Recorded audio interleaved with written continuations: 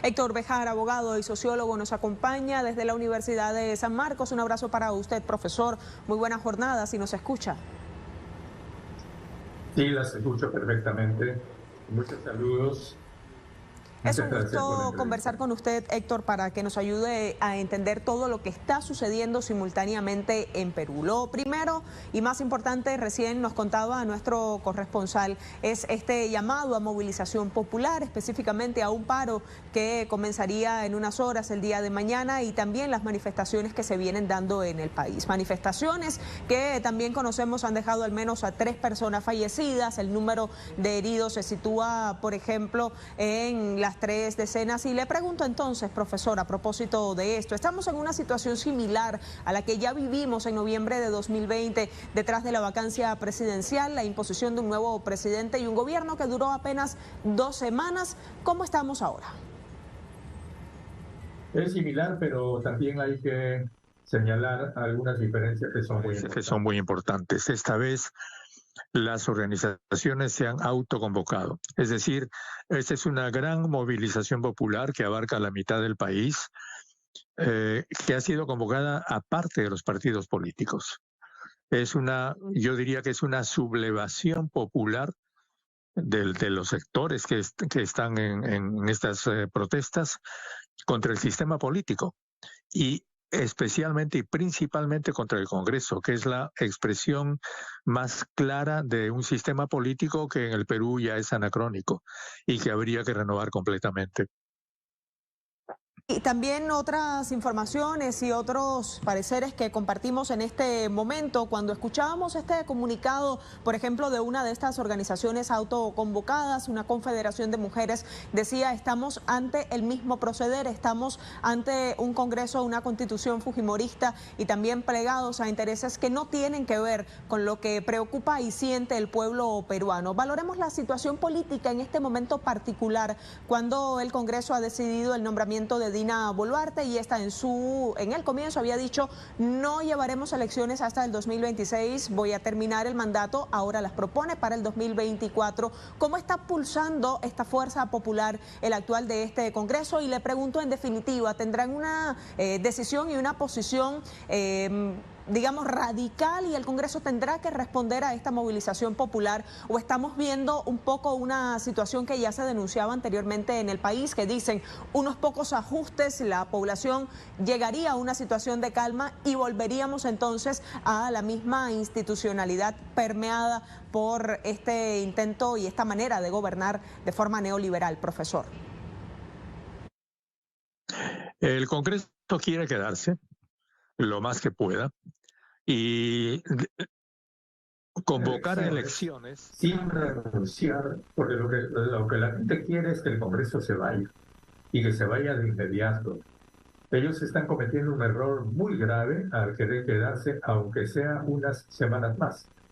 Lo ético, lo político sería que renuncien, porque legalmente, desgraciadamente, el Congreso solamente puede ser se puede convocar a nuevas elecciones congresales con un proceso muy complicado, que además el propio Congreso se ha encargado de complicar aún más, haciéndolo casi imposible. La propia nueva presidente, que además ha cometido el error de formar un gabinete con gente muy vinculada al gobierno de Kuczynski, que es un gobierno que también el pueblo rechazó, no tiene en este momento facultades para disolver el Congreso, sino para convocar a elecciones nuevas que además tienen que pasar por este mismo Congreso que la gente repudia, con normas que serían establecidas por este Congreso que la gente repudia. Entonces, en la situación actual no hay salida posible. La única salida es que el Congreso renuncie o que, mediante un gran acuerdo político, se nombre una suerte de gobierno provisional que convoque a elecciones inmediatas con nuevas normas democráticas, porque el otro problema es que las normas que existen son todas antidemocráticas, todas favorecen a los actuales capitanes mafiosos de la política o a los grupos empresariales que son los que tienen dinero para participar. Entonces, aquí lo que se requiere es un cambio muy grave, muy fuerte en todo la forma como se convoca a la conformación del sistema político. Profesor, vamos a permanecer en el análisis, a compartir más sobre esta realidad política y social. Estamos esperando también un momento informativo con nuestro colaborador Jaime Herrera. Vamos a volver a la información en Perú porque tenemos reportes de que la mañana de este 12 de diciembre el aeropuerto de Arequipa fue tomado por manifestantes. Un enfrentamiento entre policía y civiles dejó al menos 2 heridos hasta el momento. Le pregunto además, profesor, viendo la situación y también los matices que va tomando esta movilización popular, ¿qué puede esperarse de un paro en el contexto en que se ha definido un estado de emergencia, una medida de emergencia en el país que pudiera justificar de alguna manera el actuar policial o la violación y también el embargo de ciertos derechos humanos fundamentales para la población del Perú? Acciones que se van sucediendo, que van tomando otros matices cada vez más marcados, mayores, y le pregunto entonces esto, ¿cuánto más pudiera escalar, profesor? La acción que está tomando la policía, que es una acción muy violenta, muy brutal, que incluye disparos con balas de goma y con perdigones al cuerpo de la gente, es inadmisible y provoca más todavía la ira popular. Entonces, como le repito, la única salida es que el Congreso se vaya ahora mismo. Pero por supuesto no existen disposiciones legales que lo hagan posible. Entonces tiene que haber una especie de acuerdo de las fuerzas políticas para crear una legalidad provisional para la convocatoria a elecciones realmente democráticas.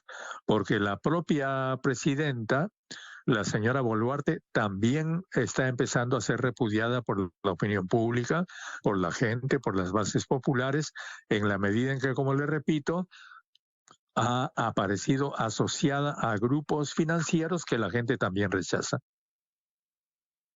Internacional, y sobre estas posturas le pregunto ahora, profesor Héctor, están llamando a los organismos de derechos humanos a mantenerse atentos ante la situación que se viene sucediendo en el Perú. ¿Qué esperar de esta posición internacional para con la situación interna? Lo que yo creo que los peruanos podemos esperar es que esos organismos convoquen al gobierno peruano a cambiar los protocolos de acción de la policía.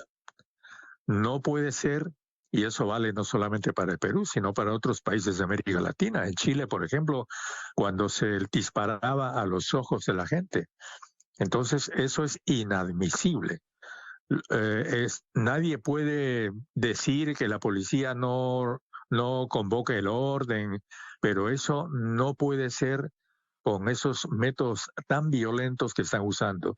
Y Profesor además no Héctor, nos olvidemos. tenemos contacto informativo de inmediato con nuestro colaborador Jaime Herrera. Le propongo, profesor Bejar, que se quede con nosotros. Continuemos analizando lo que sucede. Vamos a escuchar este reporte de última hora. Te bienvenimos, Jaime, adelante. Entonces ha sido tomado el aeropuerto de Arequipa por parte de los manifestantes. En enfrentamientos hay al menos 2 personas heridas en el lugar. Sus primeras impresiones sobre el hecho, Héctor. Bueno, la impresión mía es lo que le repito. Yo creo que la única salida a este problema es que el Congreso renuncie, que renuncie corporativamente, masivamente. Es la única salida, es lo único que a la gente la puede satisfacer. Y por supuesto que haya elecciones verdaderamente libres con nuevas normas, que no se permita la forma agresiva como la gente que tiene dinero entra a las elecciones, que se garantice elecciones realmente abiertas, que se abran nuevamente inscripción para nuevos partidos políticos que lo sean de verdad y que los medios de comunicación se abran libremente a toda la discusión de todas las corrientes políticas. Es decir, que haya democracia en el Perú. Lo que la gente está pidiendo finalmente es el fin final de los gobiernos mafiosos en el Perú y que realmente se restaure, no digamos que se restaure, porque en realidad democracia en el Perú tuvimos en periodos muy cortos, que se instale una democracia real, abierta al pueblo como debe ser. Me parece que esa es la única salida posible. Héctor, entre las primeras informaciones compartimos también con nuestra teleaudiencia que se suceden después de esta toma del aeropuerto de Arequipa. Las agencias de viajes y de vuelos comienzan a pronunciarse al respecto. La TAM, por ejemplo, ha dicho han cancelado los vuelos hasta esta sede aeroportuaria. Y también hay otra información, Héctor, que quisiera conversar con usted porque es un hecho importante que se suscita paralelamente a estas manifestaciones populares. En una denuncia constitucional de la Fiscalía del Perú contra Pedro Castillo se ha dado a conocer en cuestión de coautor por los delitos de rebelión y conspiración. Así se le imputa y también como presunto autor del delito de abuso de autoridad. Esta posición de la Fiscalía, esta acusación contra Pedro Castillo en esta calidad de 3 delitos, coautor en rebelión y conspiración y autor en cuanto a abuso de autoridad. ¿Cómo podemos explicarlo? Bueno, eso es muy gracioso porque todos los abogados sabemos que no es aplicable el delito de rebelión en estas circunstancias porque la rebelión supone rebelión con armas y el señor Castillo no ha tenido otra arma que un pedazo de papel leído de manera temblorosa. Conspiración tampoco es aplicable porque el mismo término conspiración significa grupo. Es conspiración. No puede haber conspiración de una persona. Eso es imposible. Entonces, la Fiscalía le está haciendo una broma al país. Y eso es lo que todavía exacerba más la indignación de la gente.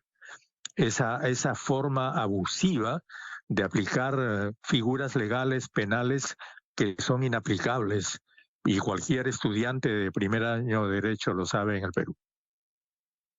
Profesor, muchísimas gracias por contarnos entonces parte de lo que está sucediendo en Perú, las informaciones actualizadas y de último minuto, la toma del aeropuerto de Arequipa por parte de los manifestantes y también y en función de eso la cancelación de vuelos por parte de la agencia LATAM. Dice, hemos cancelado nuestra operación desde y hacia Arequipa. Organicemos a nuestros pasajeros para mantenerse informados sobre la situación. Comparte esta agencia en un comunicado. Todo se sucede en Perú y a través de Telesur tiene los detalles. Muchísimas gracias a Héctor Bejar por acompañarnos esta mañana.